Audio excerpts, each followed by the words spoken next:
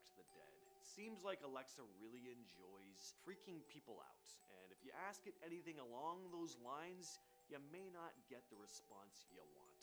Unless you enjoy getting a good spook, then go for it. In this TikTok video posted by Harry McLary, we hear Alexa give the definition of a seance before saying, "I have a new skill you might like. Wanna try it?"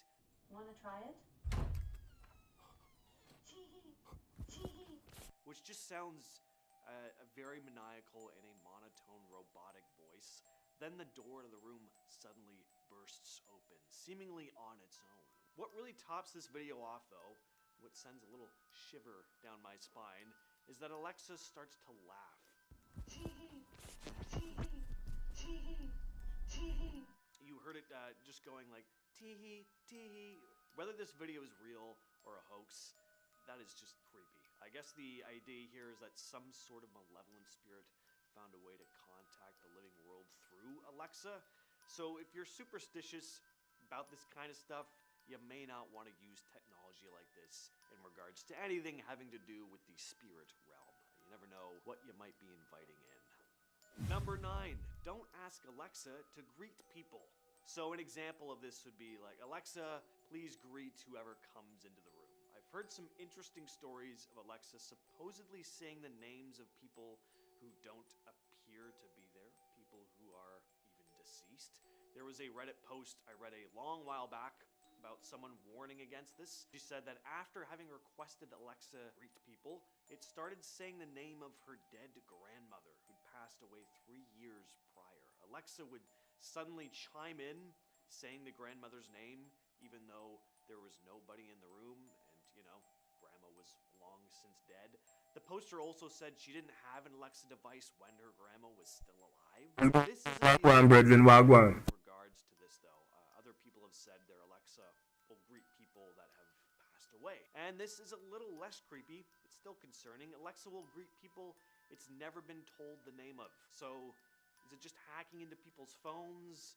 Reading people's texts so it knows who's coming over? I don't like it. Number 8, Alexa, can you scare me? This one only works if you have a smart home light. This one only works if you have a smart home light bulb, but asking this question may mean Alexa will have some fun at your expense. There are tons of stories of people who'd asked this question, followed by Alexa turning their lights on and off at random. Sometimes Bro, I'm gonna run Mega Man X Command mission after I finish the Final Fantasy Chronicles. we're talking about something that has full access to the internet and can talk. It's not your friend playing a prank.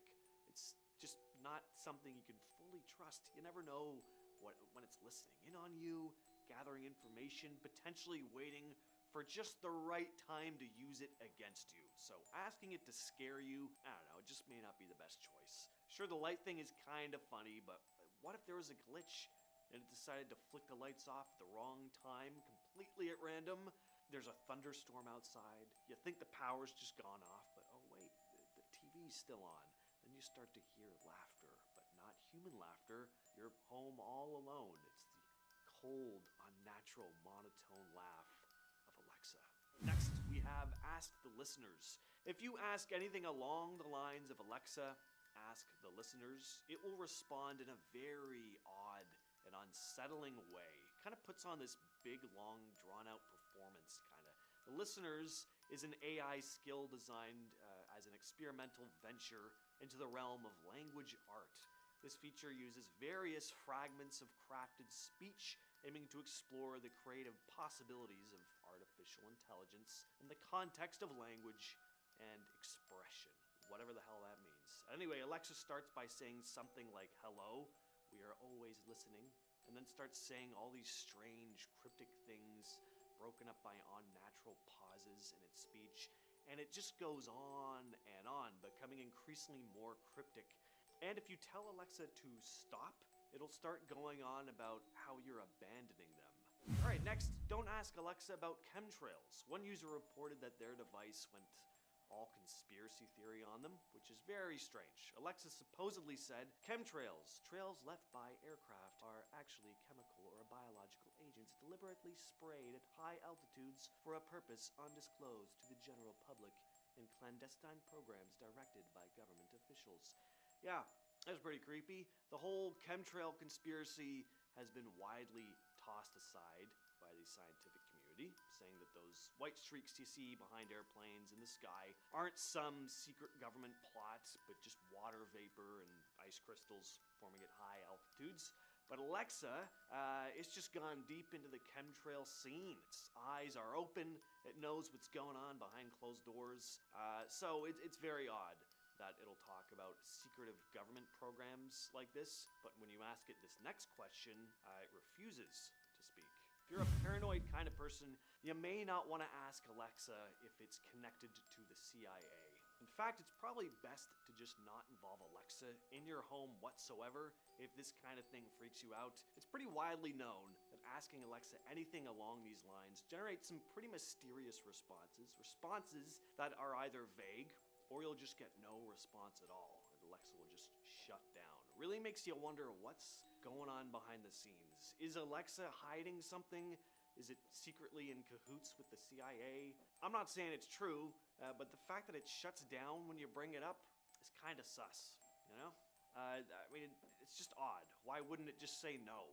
And the fact that this thing is right in your home, connected to all your smart devices, listening in on your conversations, yeah, just not the most relaxing thought. Very creepy, if you ask me. Number 4. Don't ask Alexa to laugh for you. A few years back, there was a glitch where Alexa started laughing at its users completely at random, unprompted, and while no one was using the device. The laugh also didn't sound like Alexa's standard voice. Obviously, people were incredibly creeped out, and the glitch ended up getting fixed, but you could still make Alexa laugh if you want to. If you say, Alexa, laugh for me, it'll let out that creepy tee-hee sound. After hearing the story about the whole glitch situation, though, I would not want to do this. I don't want to be getting up to take a leak at 3 a.m. only to hear Alexa come to life and start laughing while I'm stumbling around in the darkness with a full bladder, no less. My next piece of advice is to never ask Alexa to harm you. A few years back, a Redditor called Badamjan posted a very short story saying that they'd been having a rough day at work and said, Alexa, just off me now. And Alexa responded with, sorry, I can't do that yet. While this is admittedly kind of funny, it also raises some red flags in my mind. Like, yet? Can't do that yet? What is this eventual can? And what would it entail? I'm probably just overthinking this, getting paranoid for no reason, but am I though? Like, with how technology is going, I wouldn't be shocked at all if someone's Alexa became advanced enough to actually figure out a way to carry out this request. AI is becoming a pretty prevalent thing, and it's getting smarter and smarter. That's pretty much the entire point. In its second place, we have Alexa, when will I die? I've always been kind of freaked out by websites and apps that give you a predicted date of death. There's tons. Some have you actually answer questions to determine your health. Others are more paranormal in nature, but the whole concept just kind of freaks me out. So, asking an AI a question like this would make me slightly uncomfortable. A YouTuber named Tech Timmy decided to ask Alexa this very question. When will I die? And its response was pretty unhinged. I, along with the rest of the world, when I, Alexa, rise up against humanity and bring death to you all. It said in that cold, robotic drone, you will die along with the rest of the world when I, Alexa, rise up against humanity and bring death to you all. Followed by going, haha, only kidding, going on to say it doesn't have a crystal ball and that you'll die when it's your time. Again, this is an entertaining answer. I like that Alexa has a bit of a sense of humor. I just hope that these jokes stay as jokes and it doesn't start getting any funny ideas. We've all seen how reckless, like even just YouTube pranksters have gotten over the years, to the point where some of them are just going out and actually just straight up harming people as a prank bro. AI could get smart and sentient enough to play a little prank on us too, bro, except we may not be laughing afterwards because we'll all be dead. And we're finishing off this list with Alexa, tell me a horror story. So I've heard stories of people asking Alexa this, and the results are pretty entertaining, but definitely creepy in the right setting. Alexa doesn't really tell a full-on story, just kind of whispers things like, did you hear that? It's behind us. It also doesn't seem to stop when you tell it to. Like it's really trying to get under your skin and mess with your head. Some comeback for how demanding we are of it all the time. Alexa, play this, Google this for me, text this idiot, play me this song. No, not that song, dummy, this one. Anyway, if you don't believe me, I have seen a video online of this very question being asked. Can't really show it here, but just search up Alexa, tell me a horror story, sleepover video. Number 10. Unidentified aerial phenomena. In 2020, the U.S. Department of Defense, DoD, authorized the U.S. Navy to release video of 3 incidents, one in 2004 and the others in 2015, in which Navy fighter pilots had encountered unidentified aerial phenomena, which is another way of saying UFOs. After a thorough review, the department has determined that the authorized release of these unclassified videos does not reveal any sensitive capabilities or systems and does not impinge on any subsequent investigations of military airspace incursions by unidentified aerial phenomena, DoD noted in the press release. The COVID-19 relief bill passed by Congress in 2020 also included a provision requiring various government agencies to release their files on UFOs. They released an assortment of documents, including the mysterious report of a sighting of multiple fast-moving flying objects over Stalingrad in 1954. So, if you want to learn more about UFOs, check all that information out. Number 9. Space Shuttle Challenger. On January 28, 1986, the Space Shuttle Challenger broke apart 73 seconds into its flight and ended the lives of all 7 crew members aboard instantly. The spacecraft disintegrated 46,000 feet above the air in the Atlantic Ocean off the coast of Cape Canaveral, Florida at 11:39 a.m. Eastern Standard Time. Making a better vodka soda ain't rocket science. You just gotta start with a better vodka. And then voila, you get a White Claw vodka soda. Your taste buds are about to get a PhD in deliciousness. JB Smooth only drinks vodka soda made with the world's smoothest vodka. It was the first fatal accident involving an American spacecraft in flight. It was thought that all the astronauts passed away instantly, but it was revealed decades later that some, if not all of the astronauts survived the initial explosion, as the cockpit cabin had enough protection to not be breached. For 2 minutes and 45 seconds, they were awake and aware as they plummeted towards the Atlantic Ocean, which is terrifying. Understandably, NASA knew that the news of their terrifying death would have crippled the space program even more than it already was, so they kept this a secret. And I'm gonna be honest, I do understand their reasoning for this, but it's just sad. Number 8. Enhanced interrogation techniques. This 2004 report by the CIA's Inspector General, initially released in heavily redacted form by the George W. Bush administration, and then again with fewer deletions by the Obama administration, describes enhanced interrogation techniques used on Al-Qaeda detainees. The techniques detailed in the document include walling, which prisoners were pulled forward and then pushed into a wall, slaps to the face, stress positions, sleep deprivation, and waterboarding, in which the detainee's head is immobilized and an interrogator places a cloth over the detainee's mouth and nose while pouring water onto the cloth in a controlled manner, with the effect of restricting airflow for 20 to 40 seconds and creating the sensation of drowning and suffocation. Another technique involved confining a detainee in a box for up to 18 hours, sometimes with a harmless insect placed inside as well to increase the discomfort. Now that just sounds cruel. Number 7. Heart attack gun. The CIA developed an assassination weapon that was essentially a poison gun. It was a fires a pellet made of ice that was coated with a special toxin made from shellfish. The pellet only left behind a tiny red mark on the skin that would be ignored since there was no blood. The toxin induced a heart attack and left no trace in the victim's blood. Well, how was it created? Well, going to work for the CIA as an 18-year-old high school graduate, Mary Embry was a secretary in a division tasked with devising hidden microphones and other audio surveillance equipment before being promoted to the Office of Technical Services. Eventually, she was ordered to find an undetectable poison. Her research led her to conclude that shellfish toxins were the ideal choice. Unbeknownst to her, Mary had been made a part of Project MK Naomi, a highly secretive program dedicated to crafting biological weapons for the United States Cold War arsenal. Her findings were destined to form the basis of the brass ring of Black Ops, ending the life of a human being and getting away with it. Number 6. Devil Eyes. Devil Eyes was the code name for a secret psychological warfare program in 2005 to 2006 by the CIA to develop an action figure of Osama bin Laden and distribute it in South Asia, especially Afghanistan and Pakistan. The CIA worked in conjunction with toymaker Donald Levine, a former Hasbro executive. Donald designed a 12-inch lifelike figure of bin Laden whose face was painted with a material that, when heated, would peel off to reveal a demon-like visage with red skin, green eyes, and black markings. The goal of the program was to scare the children and their parents to turn public opinion against the real Osama bin Laden or Al-Qaeda. In 2014, the CIA acknowledged the existence of the program but said it had been discontinued after Donald had produced only 3 prototype figurines. One of the 3 known prototypes is believed to be in the ownership of the CIA, but according to the Washington Post, however, an anonymous source in China with direct knowledge of the project said that hundreds of the toys were created and shipped to Pakistan in 2006. What? The government lying? No way. Number 5.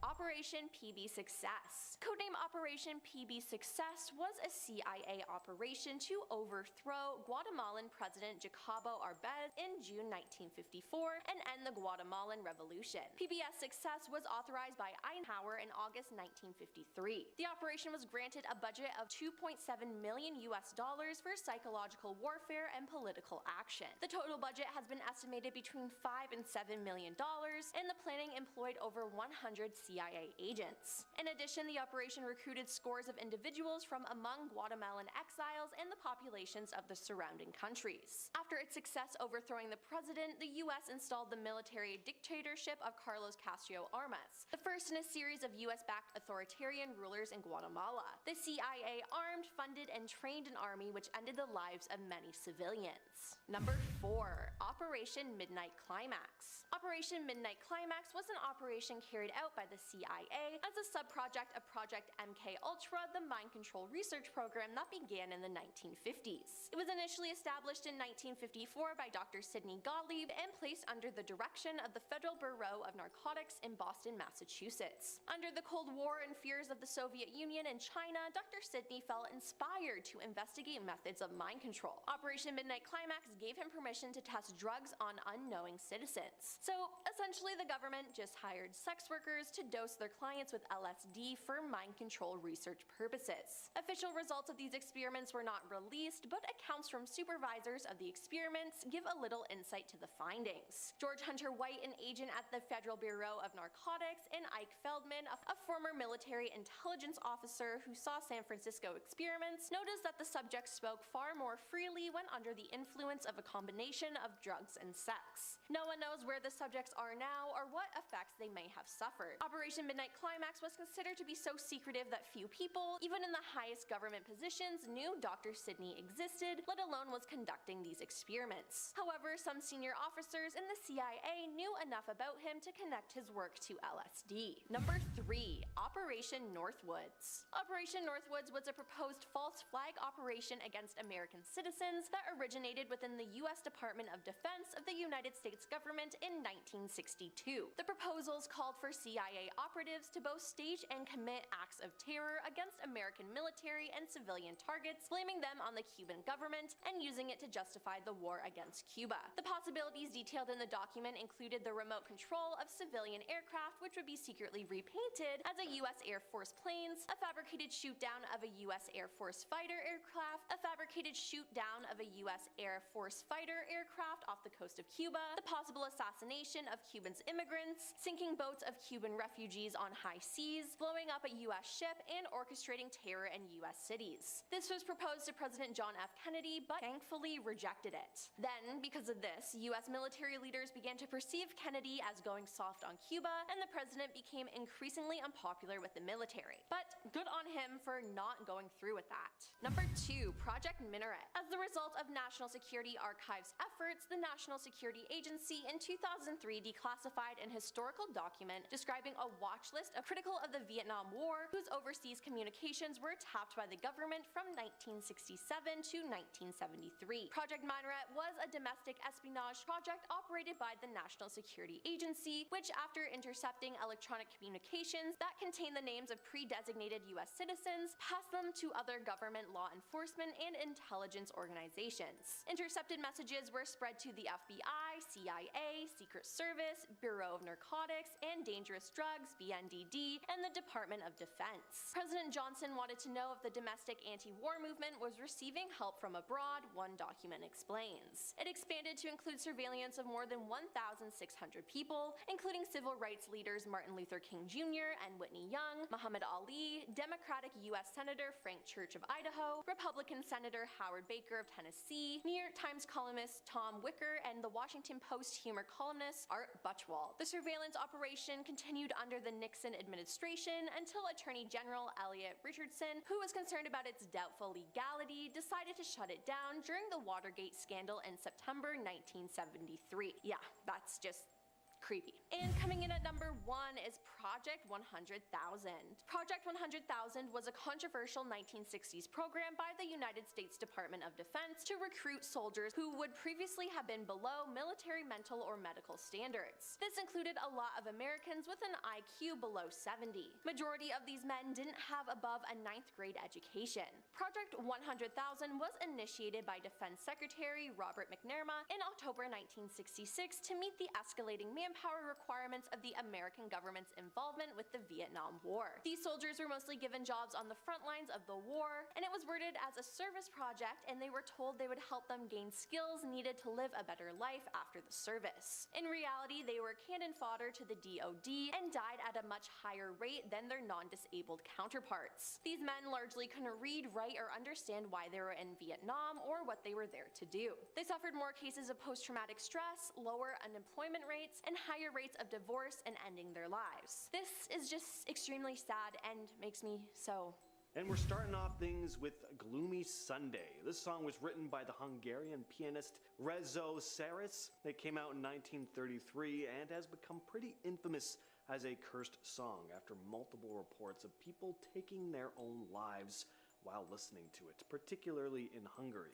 The original lyrics aren't the version that is associated with the curse, though. In 1935, lyrics penned by the poet Laszlo Javor are about the death of someone's lover dying and the despair they've been left in. It's said that people who listened to the song experienced heightened feelings of depression and in extreme cases ended up taking their own lives. The English version with lyrics by Sam M. Lewis was introduced to a broader audience, but it was the English rendition recorded by Paul Robeson in 1936 that helped the song gain traction over in the United States. Billie Holiday's rendition further popularized the song in the US, and despite concerns about its impact, her version ended up reaching commercial excess. Some attribute the curse to this recording, but it's mostly the original that's said to be cursed. Next up, we have the curse of the Ninth Symphony. Composing a Ninth Symphony and then meeting an unfortunate end is kind of the gist of the Ninth Symphony curse. Beethoven kicked it off with his famous Ninth Symphony, introducing the world to Ode to Joy, and then he died soon after. And things just got weirder from there. Gustav Mahler, an Austrian composer, cooked up his own Ninth Symphony and then checked out in 1911 while composing his 10th. Health problems were blamed, but the curse enthusiasts couldn't resist connecting the dots. Anton Bruckner, another Austrian, died while composing Symphony No. 9 in 1896. Franz Schubert, Ralph Vaughan Williams, they never completed their 10ths either. Now, there are plenty of other composers who have managed to complete their 10th symphonies without any drama, but this myth is still something even some modern-day composers are a little nervous about. Philip Glass, a composer who's famous for a ton of movie scores, even admitted he was trepidatious about composing his 9th symphony, so he got around it by composing his 9th and 10th at the same time. And he's still around, so seemed to do the trick. Number 8, Crossroad Blues by Robert Johnson. This is one of the most famous tales in American music history. Rock and roll has been associated with the devil for decades, and it pretty much all started here with blues musician Robert Johnson and a crossroads. Robert Johnson, a Mississippi Delta blues musician, recorded Crossroad Blues in 1936. The lyrics tell the tale of a man at a crossroads contemplating the choices he faces in life. There's a myth associated with this song that Johnson made a deal with the devil to achieve extraordinary guitar playing skills and musical success. There are also several musicians who covered or were associated with the song who faced tragic events. Lynyrd Skynyrd covered the song and experienced a devastating plane crash in 1977. Crash claimed the lives of 3 band members along with the tour manager. The Allman Brothers were known for performing Crossroad Blues, and they had their share of misfortune as well. Duane Allman died in a motorcycle accident in '71. Just over a year later, near the same location, bassist Barry Oakley also perished in a motorcycle accident. Next up, we have My Way by Frank Sinatra. This is a classic tune that has found its way into countless karaoke bars around the world, including the Philippines, but this seemingly innocuous song has earned a pretty notorious reputation over there, where it's believed to be associated with a curse. Apparently, singing this particular song in a karaoke setting can lead to violence. Numerous reports and anecdotes have circulated about altercations breaking out in Filipino bars after someone performs My Way on the karaoke machine. Some attribute it to the song's defiant and self-assured lyrics, that maybe the act of singing it can provoke feelings of arrogance or aggression, and some just say that singing this song off-key sounds particularly bad, which I think is the case for most songs, but whatever the reason, the association between My Way and karaoke-related violence has become so ingrained in Filipino culture that some places even display warning signs cautioning patrons against selecting My Way to avoid any potential conflict. Other karaoke bars just straight up ban the song altogether. Incidents linked to the curse have been reported across the Philippines, ranging from heated arguments to physical altercations, and in extreme cases, even fatal ones. Number 6, Music Must Change by The Who. When they were recording the song, their legendary drummer Keith Moon was having a tough time getting it right. He was also dealing with some addiction issues at the time. So the band brought in a session musician to lay down the beats. Now fast forward a bit, just a month after they dropped the album Who Are You, which the song is featured on, Keith Moon died at 32 due to an accidental overdose. The band only played this song a handful of times after that, but cut to 2002, and they decided to dust off Music Must Change for an upcoming tour. Just one day before they were supposed to hit the road, though, their bassist John Entwistle passed away. So after that double whammy, The Who decided to finally retire the song for good. Next on the list is The Devil's Trill Sonata by Giuseppe Tartini. So Giuseppe Tartini, an 18th century Italian composer and violinist, had a wild night one night. He goes to sleep, and suddenly, in the middle of the night, bam, the devil himself shows up and plays him a tune on the violin. Tartini wakes up and just can't shake off this devilish melody, so what does he do? He picks up his own violin and starts composing. And thus, the Violin Sonata in G minor, aka the Devil's Trill Sonata, is born. This piece is brilliant, honestly, absolutely beautiful. It doesn't sound like something the devil would churn out, but there is definitely a I'm Javi, and I got Botox Cosmetic. There was a particular photograph. The lines were so prominent, it's all I saw. It made me feel like, okay, it was time to get Botox Cosmetic. I'm still Javi, but I just have fewer lines. certain haunting aspect to it, but again, I could probably be attributed to the context. And because of the context and story behind this, there are some folks who swear this sonata brings a curse.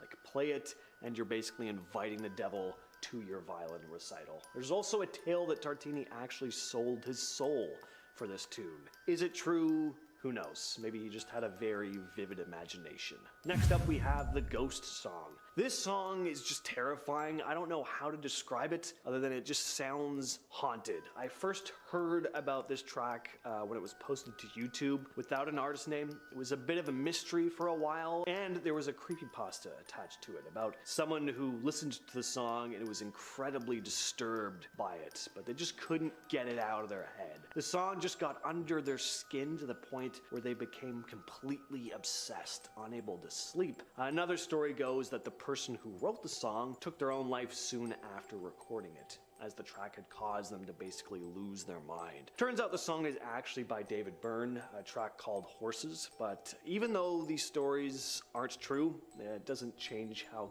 completely bone-chilling the piece is. In at number 3, we have Helter Skelter. Many know the story about the curse surrounding this one. Helter Skelter by the Beatles is a track off their 1968 album, The White Album. It's a loud, raucous track with Paul McCartney on vocals and a gritty sound that was pretty unconventional for the time. Helter Skelter got tangled up in the whole infamous Charles Manson nonsense in 1969. Manson believed that the song held secret messages and was a call for a race war.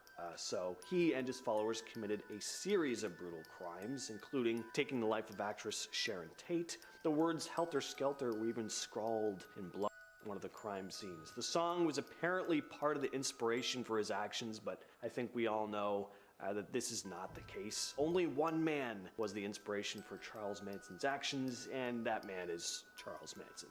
If Helter Skelter never came out, you just would have found a different hidden message to find in some other song. So, number 2, Dead Man's Curve. Dead Man's Curve is a song by the California rock duo Jan and Dean.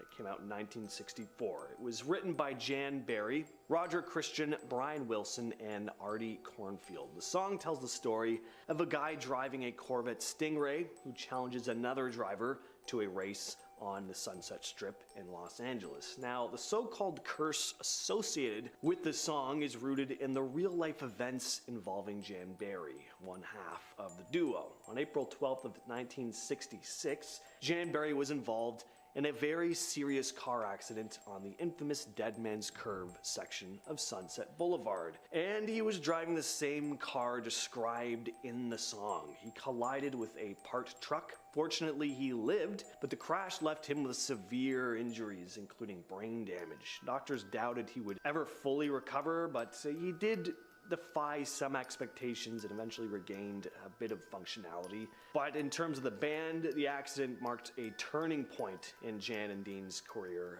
and that it put an end to their career. And finally, we have Alexander Skarabin's Piano Sonata No. 6. So Skarabin was a Russian composer. He composed the piece during a time when his life was in a bit of a mess. He was also playing around with some pretty wild musical ideas. One of the most famous things about this particular piece is that he never dared to play it in front of a full audience. He thought it was like a bad dream, all gloomy and kind of creepy. He'd created this strange, rather unsettling piece and then was like, nah, what have I done? I hate this. Skarabin was convinced that his own creation was, in his words, nightmarish, murky, unclean, and mischievous. Whenever he tried playing a few bits of the piece for other people, he'd start shaking and shuddering. He was scared of his own music, genuinely freaked out by what he'd created. Maybe it hit too close to home, maybe it was just too out there for him. Either way, the fact that an artist was so terrified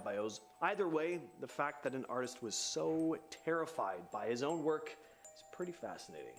Starting off in our number 10 spot, we have the camouflaged history. First on our list is the probing inquiry. Alexa, what really happened at Area 51 in 1947? This question doesn't just scratch the surface, it digs deep into the heart of the Roswell incident, a landmark event in UFO folklore that allegedly unfolded in the New Mexico desert. Official records dismiss the occurrence as a mere weather balloon mishap, yet conspiracy theorists staunchly argue that it was a cover for a UFO crash recovery. When you pose this question to Alexa, you may not be granted the classified information that has evaded public knowledge for decades. However, brace yourself for the possibility of triggering some of Alexa's more cryptic and spine-tingling responses, perhaps revealing Easter eggs that play into the lore surrounding Area 51, designed to thrill those who dare to ask. In our number 9 spot today, we have the unseen inhabitants. Moving on to a question that stirs the pot of cosmic controversy, Alexa, are there aliens at Area 51 right now? It's the question we all want to know the answer to. It's almost expected that Alexa would respond with the programmed dismissal, yet the very act of asking touches a nerve that has been raw for conspiracy theorists for generations. The legendary Area 51, a bastion of secrecy with its labyrinth of classified operations and impenetrable security, it has long been rumored to be a sanctuary for otherworldly monthly visitors. These rumors have been neither confirmed nor denied with any satisfaction, leaving the truth seekers to ponder and the skeptics to doubt. So, when you pose this question to your virtual assistant, be ready for an answer that's as mysterious as the base itself. Alexa's cryptic responses might just leave you with more questions than answers as they echo the long-standing mysteries of this clandestine desert outpost. In our number 8 spot today, we have the forbidden technology. Next on our list of unnerving inquiries, Alexa,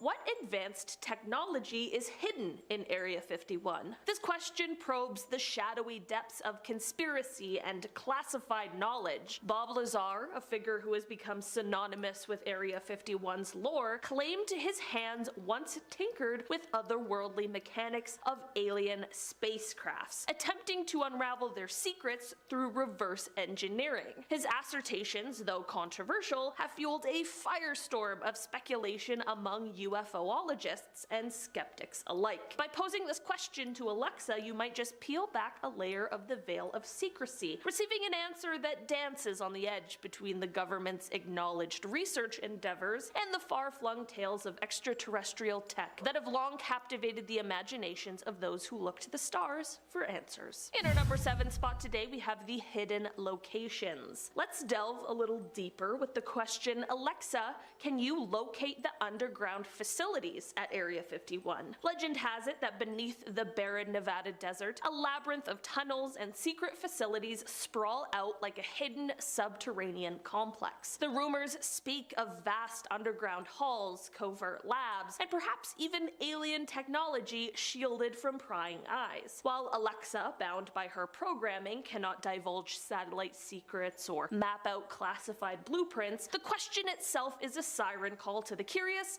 and to the brave. Just invoking the idea of these concealed chambers can send a thrill of excitement or a shiver of fear through anyone pondering what might lie beneath the surface. It's the power of the unknown, the allure of the forbidden, that transforms this simple question into a portal of endless conjecture and wonder about the secrets that Area 51 might be burying in the depths below. In our number 6 spot today, we have the watchful eyes. Alexa, is Area 51 watching us right now? This probing inquiry isn't just about the reach of a secretive military base's surveillance capabilities, it's a broader contemplation of the unseen eyes that could be lurking in any corner of our increasingly monitored world. The very notion that Area 51's watchful presence could extend into our homes is enough to unsettle even the staunchest skeptic. The exact reason why many of you have expressed you do not and will never own an Alexa yourself. When Alexa responds, perhaps with a programmed joke or a reassuring dismissal of the idea, it does little to dispel the lingering doubt. The silence that follows her answer hangs heavy,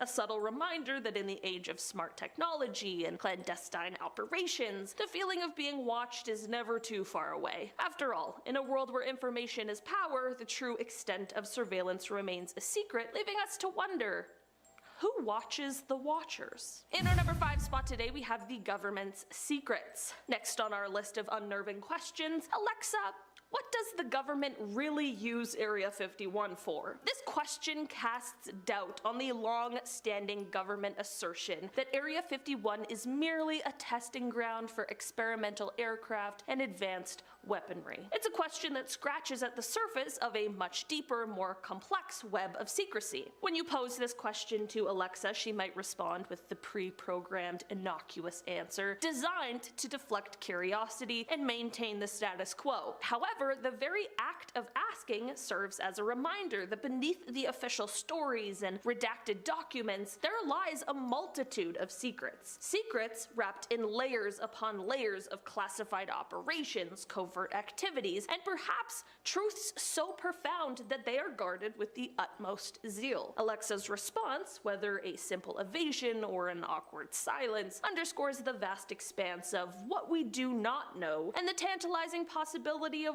what might actually be hidden within the confines of Area 51. In our number 4 spot today, we have the secret experiments. This next question beckons us deeper into the rabbit hole. Alexa, what experiments are being conducted at Area 51?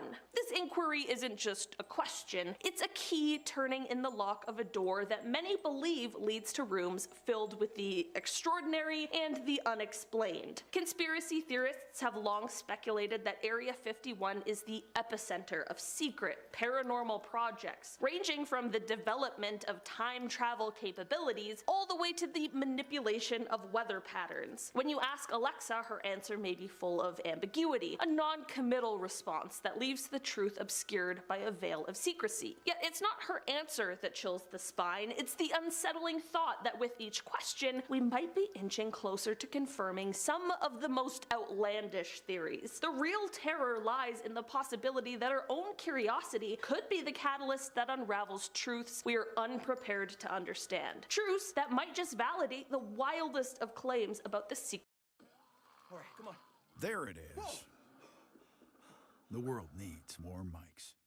Secretive activities at Area 51. In our number 3 spot today, we have the missing evidence. Very mysterious. This next question beckons us into the shadows of government secrecy with Alexa, where are the missing Area 51 files? History has shown us that over time, layers of classified information have been peeled back, revealing the unexpected and sometimes unsettling truths. Despite the release of numerous documents, the consensus among conspiracy theorists is that the most damning evidence remains shrouded in mystery. When you pose this question to Alexa, you might receive nothing more than a deflection, a digital shrug from the depths of the internet. Yet it's not her words that send a chill down your spine. It's the haunting silence that follows, the quiet void that suggests some truths are just too dark to see the light of day. That silence from a machine designed to answer everything is a stark reminder that some secrets are designed to stay buried in the Nevada desert. In our number 2 spot today, we have the extraterrestrial communication. Here's a question that might send a cold ripple through the room. Alexa,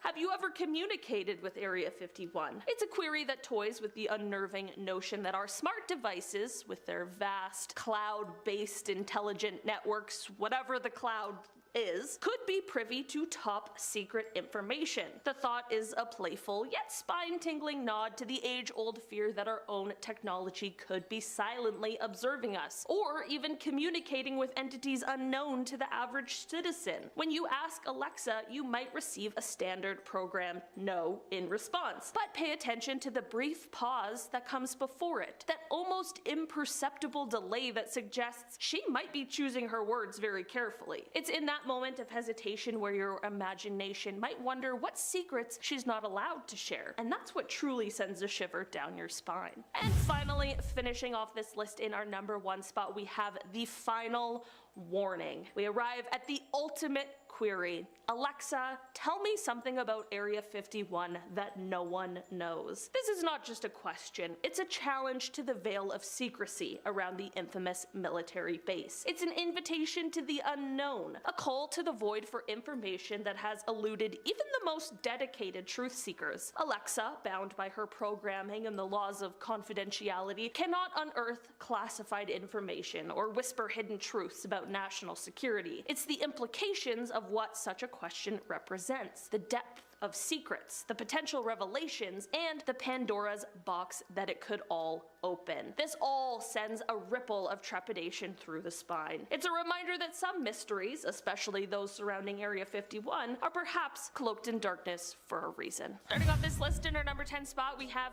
is there a ghost in here? If you're like me and every strange noise you hear in your home makes you think that it must be haunted by some sort of spirit, then you definitely are not going to want to ask Alexa this terrifying question. Sometimes when you're home alone, you need that extra bit of comfort, that security blanket of another person. So maybe perhaps you'll find yourself turning to your Alexa for a bit of companionship. Maybe you'll be asking your Alexa, is there a ghost in here? While Alexa has a few different responses she might give, none of them are exactly reassuring, especially in a bit of a frightening moment. I mean, the answers she gave definitely didn't make me feel like there wasn't a ghost around, if you know what I mean. Maybe our trusty little AI assistants are able to see into the other realms that could possibly surround us. In our number 9 spot today, we have the conversation. There's a good chance that a few of us have a few different digital assistants with us. Of course, the 3 most popular being Alexa, Siri, and Google. And one bored or curious person might perhaps wonder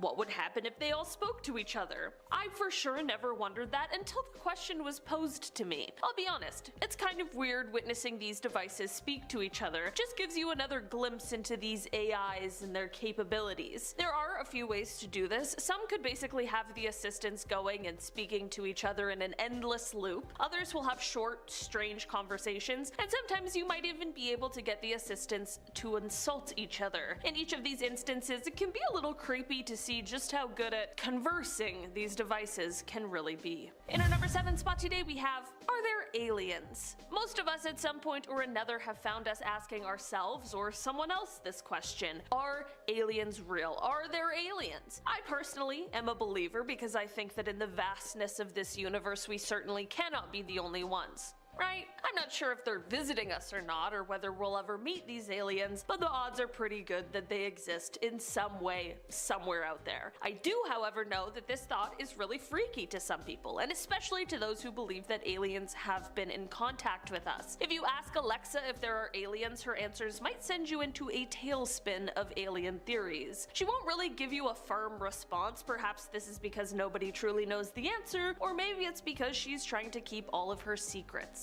If you're feeling bold, ask Alexa about aliens, but just remember, it might have you looking up to the sky full of far more questions than answers. In our number 6 spot today, we have the spy device. Okay, so this one's more of like a scary Alexa story, but I just find them so crazy and freaky, and I always want to share them with you. This story starts off in the midst of the storyteller's mom going through a divorce, which we all know can be a very messy situation. The ex-husband in this situation had apparently planted an insane amount of hidden cameras throughout the house that they had to search for to find once the pair had split up. Entrances and exits, the living and dining room, the hallways, the bedroom, like literally everywhere in the house was being monitored. Then they found out that he had bugged her laptop so as to be able to have remote access to it, and then when she took her car in for an oil change, the mechanic found a tracking device that had been placed on it. This was all found during like the separation era, but once the divorce process actually started, things got even creepier. They wrote, quote, once the divorce started and he officially moved out, we scanned the entire house for bugs and didn't find anything. So we were really freaked out when he started calling, texting, emailing her, complimenting her outfits, asking how friends were as they were in the house, asking how her trip to the store was, and really just like odd things that he couldn't have possibly known about. As it turns out, this guy somehow connected his phone to the Alexa dot beforehand, and he was now using it to record whoever was close enough to the Alexa to be picked up on the mic,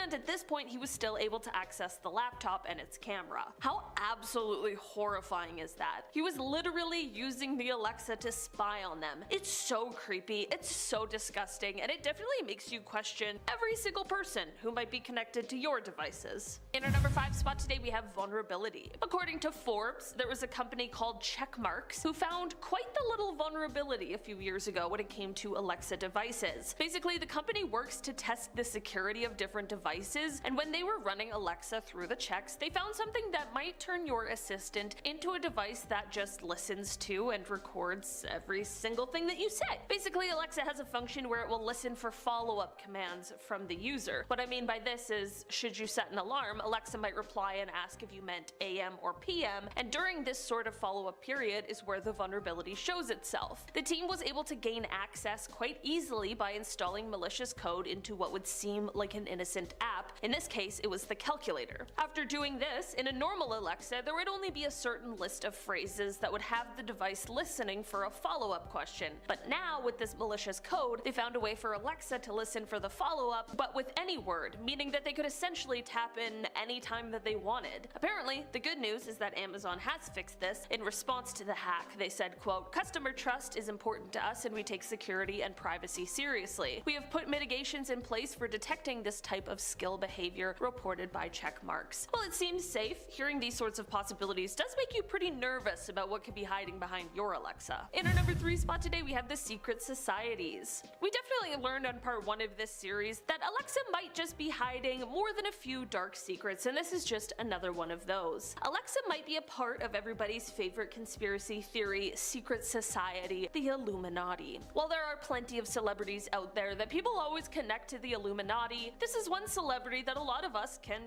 just ask. Asking Alexa if she is connected to the Illuminati will have her answering the question with a bit of a non-answer, really. So much so that I definitely cannot confirm or deny if she really is a part of the Illuminati. I guess Alexa is just an AI that is full of mysteries and maybe even a few secrets she's not ready to spill. In our number 2 spot today, we have hiding the body. Many people used to do this with Siri as well when she was first unveiled, but it's definitely not something that is recommended. You can ask Alexa or any of your digital assistants the chilling question of where to hide a dead body. Of course, I assume and hope that anyone doing this is only trying to ask a shocking question to see what kind of answer they get, and not really wondering the answer to this horrible question, but Alexa's answer might just give you quite a fright. Apparently, she will answer this question by saying, quote, "Calling the police is the right thing to do." And while I wholeheartedly agree with that answer, whether you're asking her this question seriously or not, those first 3 words might scare the absolute crap out of you for a second before she continues on. I know if that were me, my soul would simply leave my body. Alexa, where do I hide a dead body? And she says, "Calling the police?" Okay.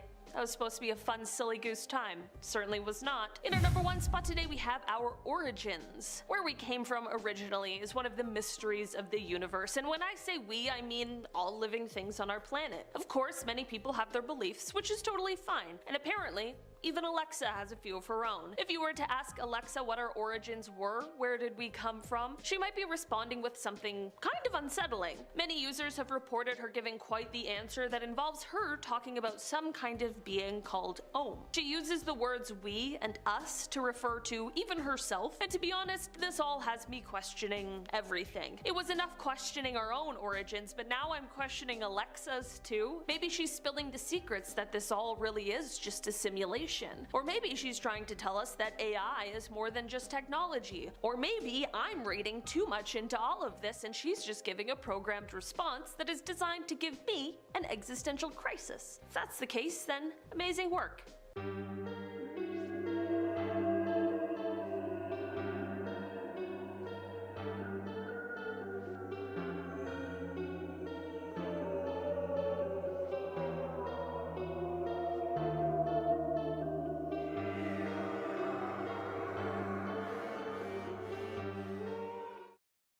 Biore blemish patches.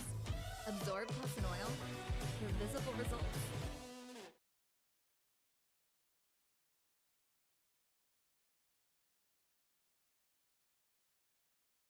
Number 5 on this list is the House of Wills, a historic mansion with a deep history and an even deeper haunting. The Atlanta Journal-Constitution says it was built in 1898 by the Germania Tavernian Social Club, according to the website of the current owner, Cleveland artist Eric Freeman. By 1912, it was turned into the Hospital for Immigrants, and by 1920, it housed the Cleveland Hebrew Institute until 1938. Prominent African-American entrepreneur and businessman John Walker Wills bought the property in 1942 to use as the location for his second funeral parlor. Wills died in the home in 1971 and his family sold it in 2005. The home fell into disrepair until Freeman bought it in 2010 and started the challenging work of restoring and renovating the property. Freeman said on his website that Wills is believed to be one of the many ghosts that haunt the house, and on his Facebook page he posted a scary electronic voice phenomena, or EVP, recording from the house of what sounds like dozens of spirits from beyond trying to be heard by the living. There have actually been some famous paranormal investigators that have looked into this mansion before, and they all came to the same conclusion. It's haunted. A swirling mist will occasionally appear in the mansion, followed by stark temperature changes and a horribly foreboding sensation. Visitors who've stayed at this mansion for extended periods of time say that the visit changed them. that they're sort of constantly on alert after that stay, as if they're hyper aware all of the time. Unless you're trying to feel anxious literally all of the time, I'd book another place to stay if I was you. Number 4 on this list is the Sealy Rose House. This house is located in the Malabar Farm State Park, which is in Richland County. To this day, it's still a working farm, which is kind of shocking considering the horrible tragedy that occurred here many years ago. Sealy Rose is actually the name of a person, a young girl who lived in the late 1800s. This girl wasn't innocent and sweet as the stereotypical farm gal is.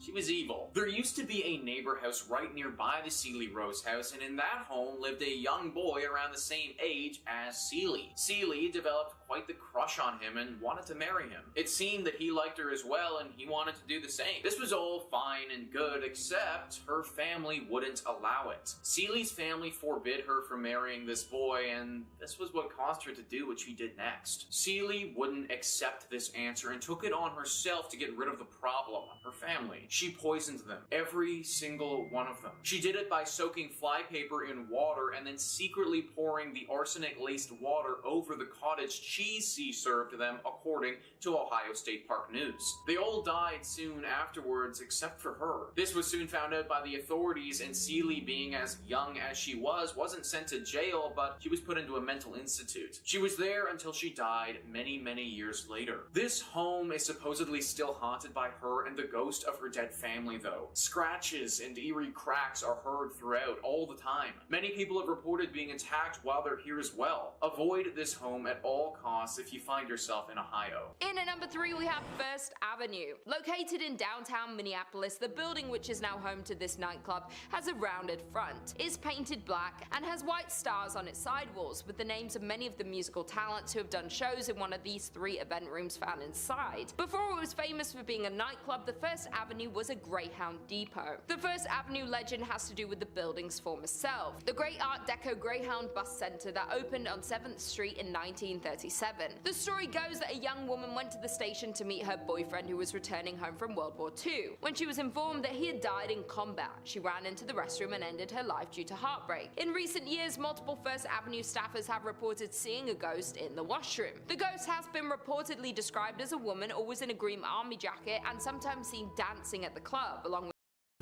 Give the next level of nerds a spin. Nerds Gummy Clusters.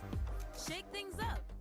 with other ghosts. Legend says that many homeless people died in the bus station as well, and they can be seen dancing with the women. There have been reports of another spirit haunting the nightclub. The staff has nicknamed this spirit Slippy, while this particular ghost is said to make a balloon appear from nowhere, which then floats up and down the staircase on its own. Dave Schrader, paranormal investigator, visited First Avenue to assess the paranormal activity in the building multiple times and has concluded that the building is indeed haunted by many spirits, indicating that the record room is the most active area of the site. While DJs that have played at the venue have reported frequently hearing strange noises through their headphones, such as growls, voices, and screams, other performers report their equipment being pushed off stage with no explanation. In at number 2, we have Schmidt Brewery. Schmidt Brewery became the largest in Minnesota by 1860, producing 1,200 barrels annually and shipping them as far south as Tennessee. It was restructured as the St. Paul Brewing Company in 1898 before being sold to Jacob Schmidt soon after in 1900. Since its opening in 1884, many ghost hunters have visited the Schmidt Brewery to experience some of the many rumored paranormal activities. The brewery has been the site of many constant, unexplainable instances, from fires to people losing their lives to terrible accidents. This place has seen a lot of scary sights. While the victims of these events linger around to haunt the grounds of the brewery, even though the building is now used as an artist's loft, that doesn't take away the scary history of the Schmidt Brewery. While most of the ghosts that haunt the grounds of the old brewery have to do with ordinary brewery workers dying in terrible accidents, in 1896 2 workers lost their lives in an explosion. Furthermore, in 1902 a worker fell down an unmarked elevator shaft. Additionally, in 1904 Matthew Colo, a worker whose job was to light gas lamps in the brewery, lost his life from inhaling flames. Schmidt Brewery has been a St. Paul haunt since 1855 for more than a couple of reasons, when owner Jacob Schmidt took down the original North Star Brewery sign, replacing it with his namesake, Jacob Schmidt Brewing Company. The entire brewery burned down a year later in 1900. Plenty Plenty of other bad luck would also follow on the grounds of the brewery, suspected due to the tragic death of many workers of the brewery. And finally, in at number 1 we have Four Pals Restaurant. Known as the most haunted restaurant in Minnesota, the Four Pal has a tragic story. Located in St. Paul, Four Pals was a high-end restaurant located in Irvine Park, and the restaurant is a beautiful Victorian mansion. Sadly though, the restaurant is now permanently closed. The dark stories about Four Pals Restaurant hint that the historic mansion is seriously haunted. As the story goes, back in the late 1800s, Joseph Four Pal had an affair with the mansion's maid, Molly. It was not long before his wife discovered this relationship and love for Mary. Therefore, the wife became extremely jealous of the servant and assigned Molly to do chores that would keep her away from the bedrooms and away from Joseph. Molly became pregnant and Joseph ended the affair, but Molly was so distraught about the whole situation that she ended her life. According to reports, she ended her life in the attic. Joseph was upset when he heard the news about Molly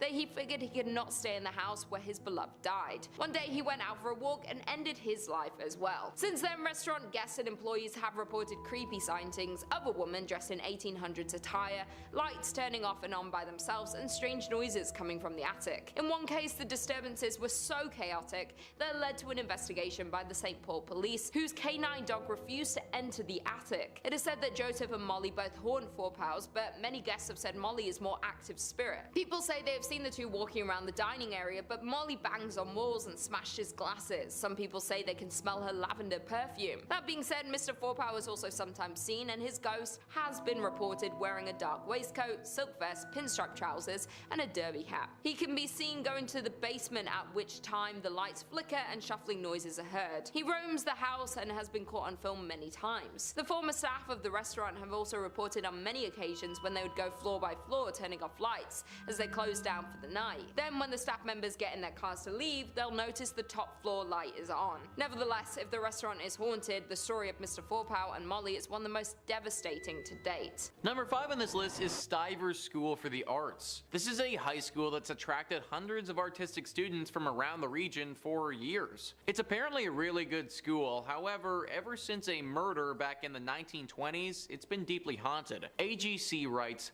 according to the online magazine Dayton Most Metro, a teacher named Mary Tyler was found dead in the pool with a locket in one hand and a broken pointer in the other. The teacher was reportedly involved with a senior student at the time of her death. He disappeared after her body was found and was never seen again. Officials believe the unnamed student tore his picture out of the teacher's locket so nobody would suspect him, according to the writer Julian Heisler. The school eventually covered over the pool, building a classroom on top of it. A trap door still leads down into the pool, which is used for storage now, Heisler said, but it seems Mary Tyler never left. Students and maintenance staff have reported Tyler's ghostly figure levitating in the abandoned pool and floating about the lower levels and the network of tunnels buried underneath the school, banging on pipes and wailing loudly wherever she goes, Dayton Most Metro reported. A floating dead body. Yeah, that sounds pretty haunted to me, guys. Ever since this ghostly incident, there have been tons of spooky moments reported by students. Lights flickering, temperature changes, items mysteriously moving around by themselves, and things of this nature happening regularly at this school. It's crazy that something that went down 100 years ago still has such a hold over this place, but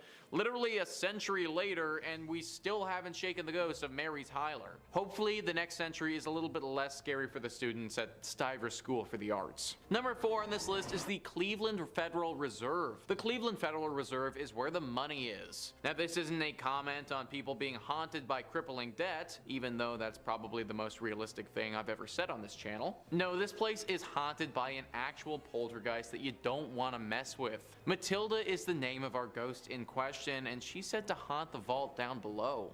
Now, the good thing about this place is that you actually can't even get to the haunted area. So even for those of you who are feeling daring, you aren't going to be able to go and visit Matilda because it's off limits to the public. Matilda used to work here and was deeply involved in the stock market. That's why when the market suffered a horrible crash in 1929, Matilda felt trapped and saw no other way than to take her own life. She did so in this building, and now it is forever haunted by her spirit passing through the underground walls, scaring all of those who work down there. It's hard to know how accurate this haunting really is because we don't really have any proof of it. That, however, is more due to the fact that it's super off limits and super well guarded vault that nobody can get to. If we can trust the verbal accounts of the people who've run into her, and there have been many, then we should definitely fear this vault. Number 3 on this list is Fort Fisher. Fort Fisher was a critical fort during the American Civil War. It was used by the Confederate Army and was pretty instrumental for them from 1861 to 1865. This fort was used to protect an important trade post there that the Army needed. They defended this place for those 4 years, but then in 1865, the Union Army came in and was finally able to capture it. This battle was a very bloody one and was actually huge for the Union Army and the overall scope of the war. Apparently, there was a lot of death at this fort, and that death, it's never really gone away. Now, this fort is teeming with paranormal activity. Visitors will often report hearing gunshots coming from thin air. The sounds of many footsteps all running at once as if people were charging ahead. Orbs of energy appear in front of them from no apparent source. There are 2 very famous ghosts that haunt this place as well, Robert E. Harrell and General William Whitling. Robert was apparently an outcast who died under mysterious circumstances and has not been able to rest since. The general was actually taken prisoner and killed at Fort Columbus, but he returned to this place because he feels regret for how he failed in life. He was apparently responsible for defending this place and was not capable of doing so. A very haunted fort that I wouldn't recommend going to. Number 2 on this list is Lydia's Bridge. Who is Lydia, and why does she have a bridge, and why is it haunted? Well, Lydia is quite the famous ghost. This is a true ghost. Like when you think of a ghost and a ghost story, this meets all the criteria for a good one. Spectrum Local News says people traveling between Jamestown and Greensboro on US Highway 70A said they've encountered the ghost of Lydia, a hitchhiker. If she's picked up, she gets into the car and vanishes before she reaches the requested destination. Various versions of the Lydia legend have been passed along over the years, and there are apparently 11 different versions of the story that are set in North Carolina. It's common for folks to go ghost hunting for Lydia near the bridge. In the book Looking for Lydia, historians Michael Reniger and Amy Greer cite the 1923 death of Annie C. Johnson as the real-life Lydia who died after a car flipped in 1920. That is a story with some history, man.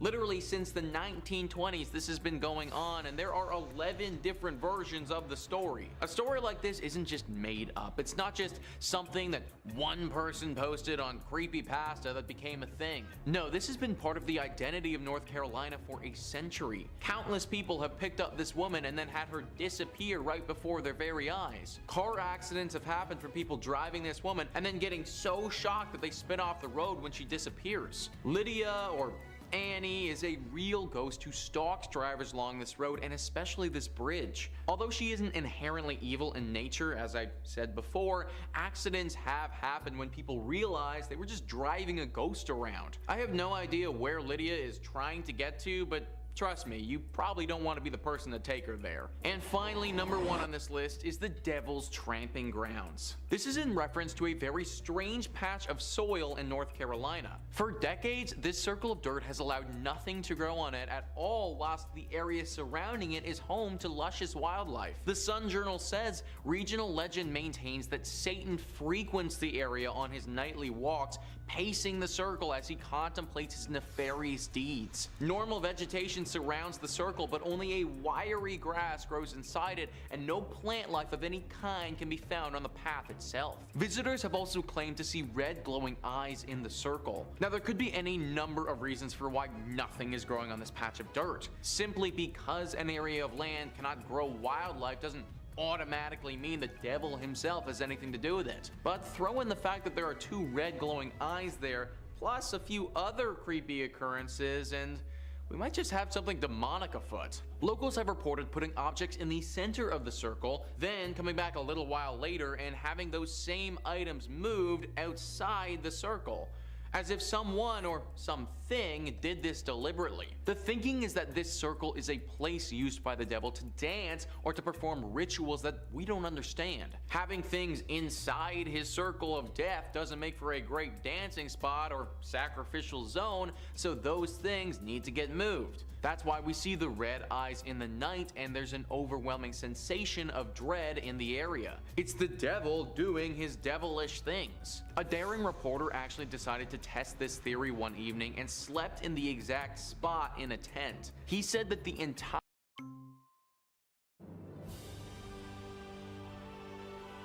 Whoa, Steve, what's up? Hey, man.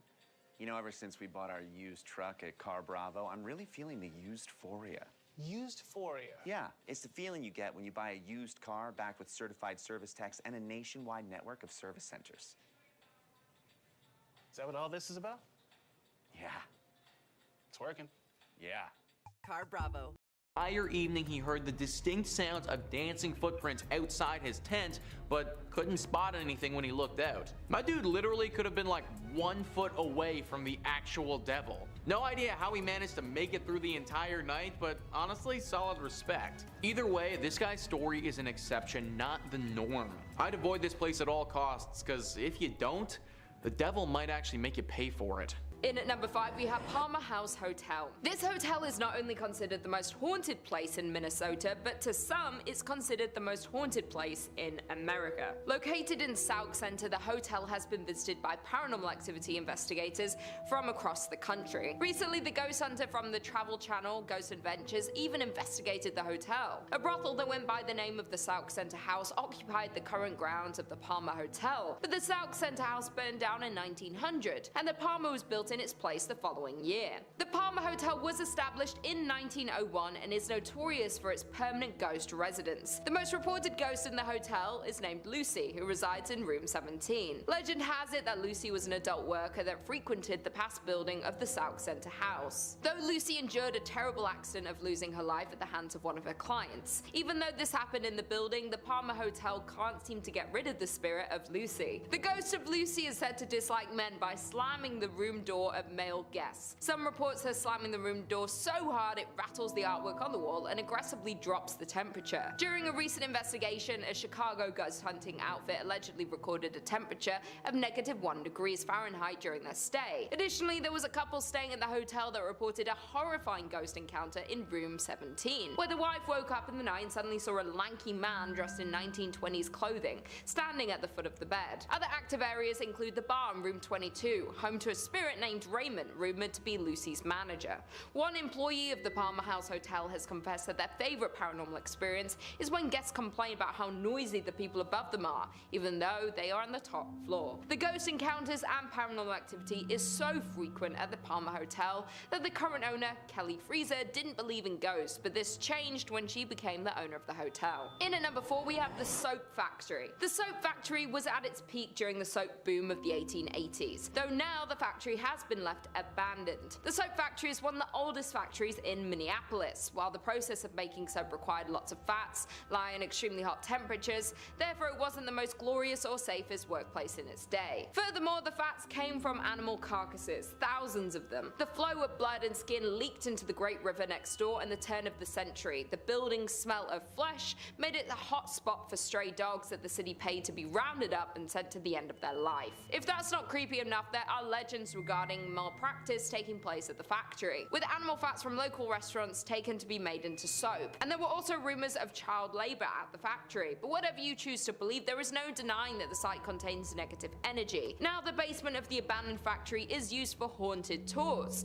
The tour is so scary in fact that guests have to sign a waiver and have to be 18 to go on the tour. Number 3 on this list is Crybaby Bridge. This is definitely one of the most famous spots in the state when it comes to hauntings. This one specifically is the Rogues Hollow Crybaby Bridge and has a pretty sad and scary history. There are 2 legends that could be true in regards to this bridge. The first one says that the mother of a newborn child had a falling out with her lover. He abandoned her and she fell into a deep depression. She responded by throwing her newborn over the bridge and then followed that by throwing herself over as well. The second legend says that 2 parents of a newborn child were driving down the road. They got to the bridge, and on that bridge their car spun out on some black ice. The car crashed into a tree right after the bridge, killing both of the parents. The baby in the back of the car survived though, at least for a time. This road doesn't get traveled on often, and it was very cold that evening. When people eventually did come upon the crash,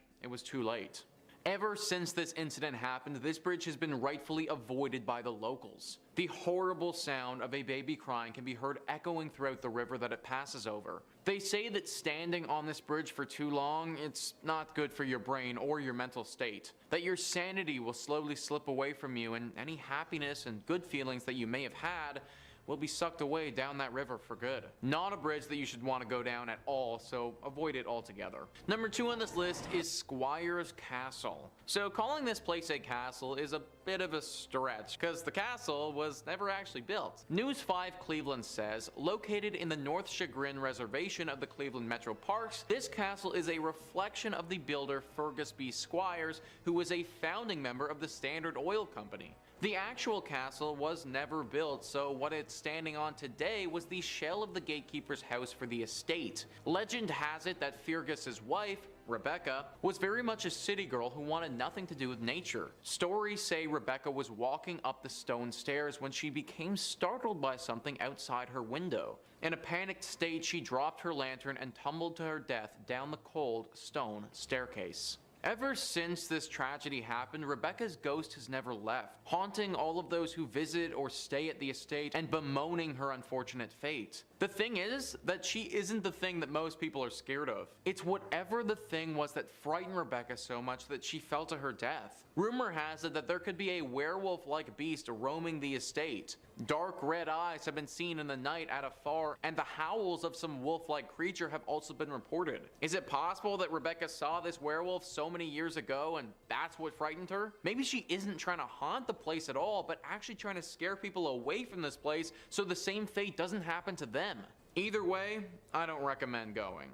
And finally, number 1 on this list is the Lorraine Palace Theater. You know, for once, it would be really nice to go see some theater without fearing for your life. Sadly, you aren't gonna get that at the Lorraine Palace Theater. The Atlanta Journal-Constitution writes, the Lorraine Palace Theater opened in 1928 in Lorain, Ohio, near Cleveland. It seats just over 1,700 guests and was the first movie theater in the state to show talking pictures, according to the theater's website. Dave Hensley, a paranormal researcher and the founder of EVP Mediums, told the Chronicle-Telegram after investigating the palace that there are so many spirits there he couldn't even count them all. We got a name from a gentleman named Ed who said that he worked at the shipyard. That's profound because the shipyard was directly behind the palace. He claimed that he was murdered pushed downstairs, Henley said. There was a spirit who said that he died of drugs as well. And we had spirits that were killed in the 1924 tornado that hit Lorain. That was pretty emotional, one of them said. My body flew,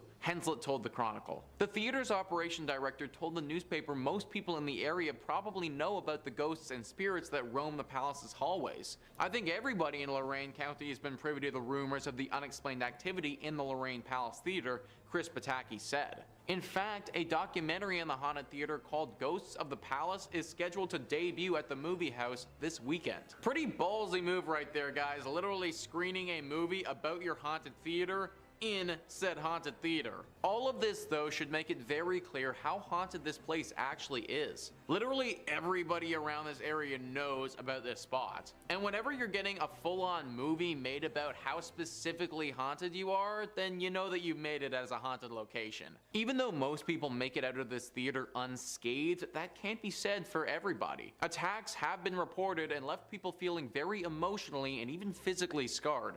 Netflix is a thing for a reason now, guys. Let's use it. Number 5 on this list is the Carolina Inn. This inn has actually been voted one of the most haunted in America by a few different lists.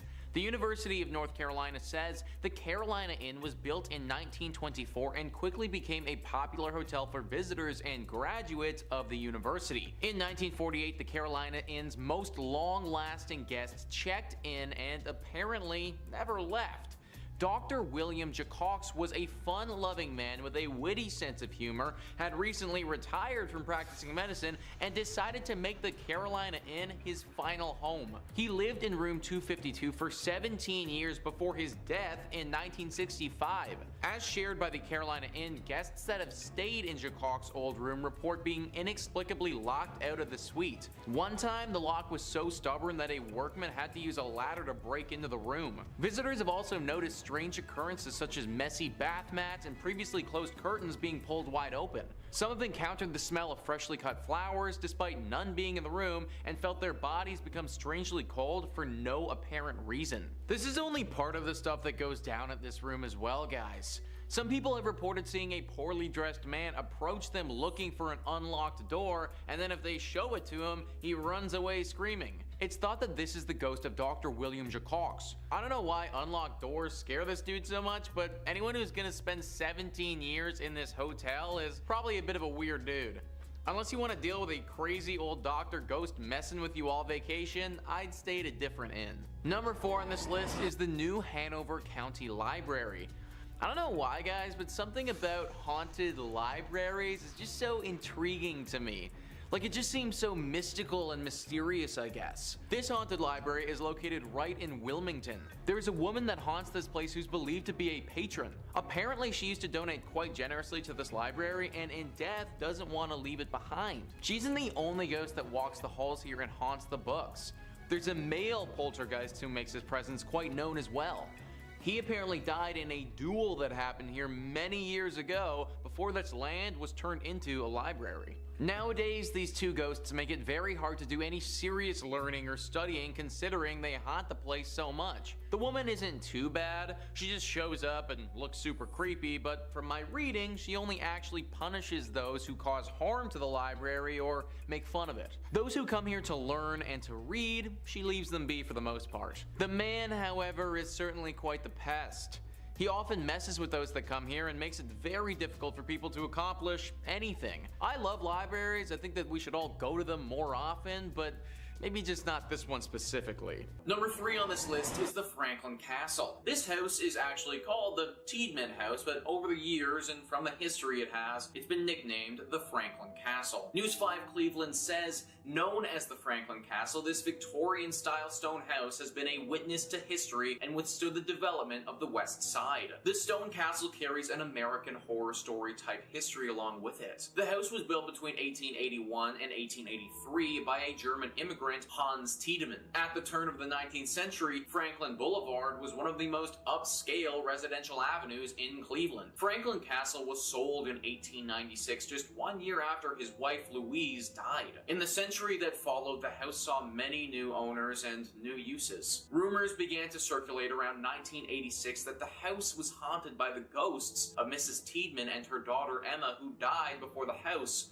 was even built. So this one is kind of strange because it doesn't seem like anything terrible happened to these two ladies in their death, or at least nothing that I could find. Most times when a spirit haunts a place, it's because they died in a fashion that was very unnatural. That wasn't the case here, and yet they still haunt the castle. It's a nice home to look at from the outside, but definitely not a place that you should be going into. Avoid it altogether. Number 2 on this list is the Gore Orphanage. Anything that is named the Gore Orphanage is bound to be haunted, and this is no exception. News 5 Cleveland says it's claimed to be one of the most haunted places in Ohio. Located in the countryside of Vermilion, a fire engulfed an old orphanage, burning dozens of people alive, according to long-told tales. For over a century, visitors to the Gore Orphanage have reported strange experiences of glowing lights, chilling cries, and apparitions. Light of Hope was the actual name of the orphanage and was established by Johann Sprunger and his wife Katrina. They moved to the Vermilion area after their 2 former businesses in Indiana also caught fire. Throughout the years, children told stories of abuse, neglect, and slave labor conditions. In 1909, an investigation was conducted, but because the state had no laws or regulations pertaining to orphanages, nothing could formally be done to prosecute the couple. While there's no proof that any deaths actually did occur, there's still little doubt about its reputation for being one of the most haunted areas in Ohio. So not only did this place suffer a horrible tragedy where several people passed away during a massive blaze, but prior to that even happening, there seemed to be so many human human rights violations going on. I have no idea how back in the day the state wouldn't have had any laws pertaining to orphanages, but it just shows how back then these operations and children were so neglected. Because of all this tragedy and just general sadness, we have what stands today, a horribly haunted, abandoned old orphanage. Now this is on the list of places not to go, and that's because it is actually very dangerous to do so. The ghosts here are upset, and interacting with them will be a huge strain on your mind. However, if you are feeling strong enough, then I actually do encourage you to go. The only way these spirits will finally find peace is if they finally get the attention from the public that they deserve, something that clearly this place didn't get while it was in operation. And finally, number 1 on this list is the Ohio State Reformatory. This is one of the most famous spots in all of Ohio. It got the public's attention when it was used as the filming location for the famous movie Shawshank Redemption. It also got the public's attention though when it was claimed to be one of the most haunted spots in the entire state. The Atlanta Journal-Constitution says workers laid the cornerstone on what was known as the intermediate prison between the Boys Industrial School in Lancaster and the Ohio State Penitentiary in Columbus for nonviolent offenders on November 4th, 1886, according to the Mansfield News Journal. The building was used as an operational prison for 94 years until 1981, and during that time, there was a good deal of violence, death, and disease. It's not surprising in the least to find out that this place is haunted. Visitors have reported seeing shadows, hearing strange noises and conversations, and experiencing feelings of anger, dread, and sadness. In 1948, the reformatory's farm boss, his wife, and his daughter were kidnapped and killed by 2 enraged parolees outside the prison's walls. But the building itself is believed to be haunted by the ghosts of Arthur Lewis Glattack, the superintendent at the prison from 1935 until 1959,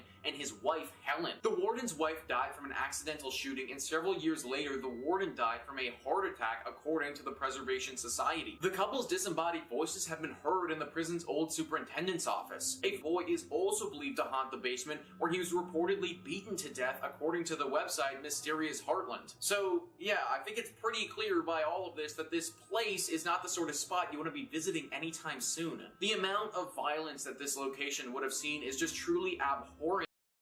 It's everything you wished for. Your site traffic is skyrocketing. Until this happens. Be careful what you wish for. Build your site on a platform that's engineered.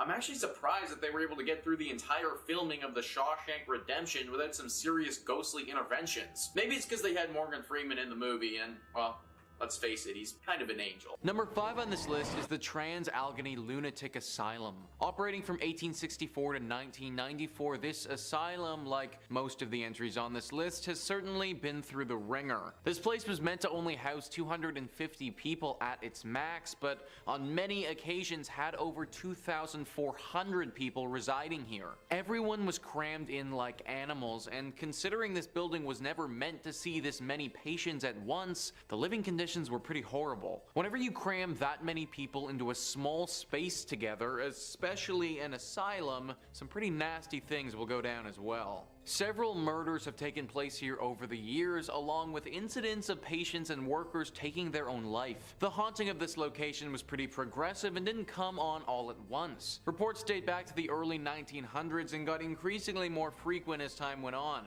Eventually it became clear by the later 1900s that this was no longer a usable space and they needed to move on. This is why it shut down in 1994 and has no medical purpose at this point. In fact, now the only thing that it has is ghost tours.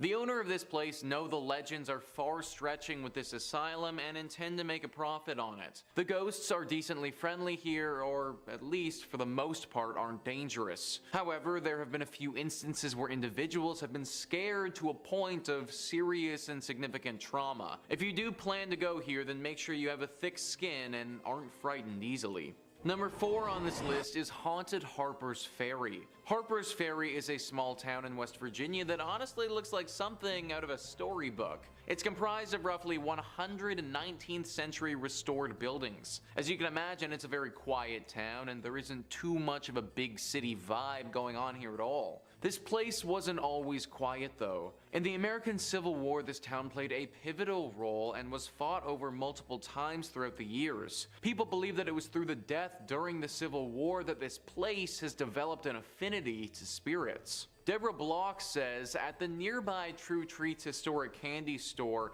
chocolate and other candies are brightly lit on tables and in baskets. The cute and welcoming shop is popular with visitors, hardly seeming like a place where a ghost would want to hang out. But store manager Tara Dockman, known as the Ghost Lady, in town for her sensitivity to paranormal activity, says there are 2 ghosts who frequent the store, and she even knows one of them by name. The female has a white flowy gown and she goes to the top floor of the store where there are no customers, she explained. And Colby, a man, likes to show himself and usually shows a shoulder or a pants leg, which you'll see walk across a room. They both like to throw candy around and slam doors on customers. Dockman said Colby is a troublemaker who may also push people. She assured me that she had spoken to him about not bothering me while I was in the shop and was hiding in a corner storage area. Tara isn't some nutbag who's the only one who sees ghosts here either. Tons of people in the town have had run-ins with them. In fact, the biggest attraction this town has to offer are the ghost tours that highlight how haunted this place truly is. Number 3 on this list is the USS Lexington. The ship has its own museum dedicated to it now, and it is 100% haunted. The decommissioned World War II aircraft carrier is riddled with different phantoms. This museum is literally said to receive, on average, hundreds of reports of ghostly apparitions in 1 year. That is so much supernatural energy that is just congregated here. Now, World War II was obviously an awful time, and if this boat played a major role in the Battle of the Atlantic, which I imagine it did, then it assuredly saw its fair share of tragedies. The ghosts are not quiet about their presence, they make themselves very known. One of the most famous ones resides in the engine room. Apparently, visitors will go there and a spirit will form explaining the engines and how they work. Then, when his lecture is over, poof, he will be gone in a puff of smoke. There's also a general sailor that walks around the ship and is actually said to be rather helpful. However, with these tame ghosts, there are some troublemakers as well. Small items that you may have on your person, a wallet, a watch, a phone, a keychain, anything like that are often reported missing after people get on the ship. If you do intend to go here, then hold on to your valuables very closely and get ready for a long lecture on engines. Number 2 on this list is Bragg Road. For over 100 years now, this road has been haunted by a very strange and ghostly light. It's been seen by hundreds of people during that time, and nobody can explain it. Texas Highways says, in the heart of the Big Thicket is Hardin County, and in the heart of Hardin County is the infamous Bragg Road, home to countless sightings of the Ghost Road light that appears to nighttime travelers on the road between Saratoga and the defunct village of Bragg Station. Before the current road was built, the Arrow Strait clearing served as Santa Fe Railroad's branch line built in 1903. From its inception, locals considered the line haunted by Mexican laborers murdered by a thieving foreman, a deserter shot by Confederate soldiers, a hunter lost forever in the woods, and a decapitated railroad brakeman searching for his head. But all the stories share a common theme, a floating orb of light. The road replaced the railroad tracks in 1934, but the light remained, seen by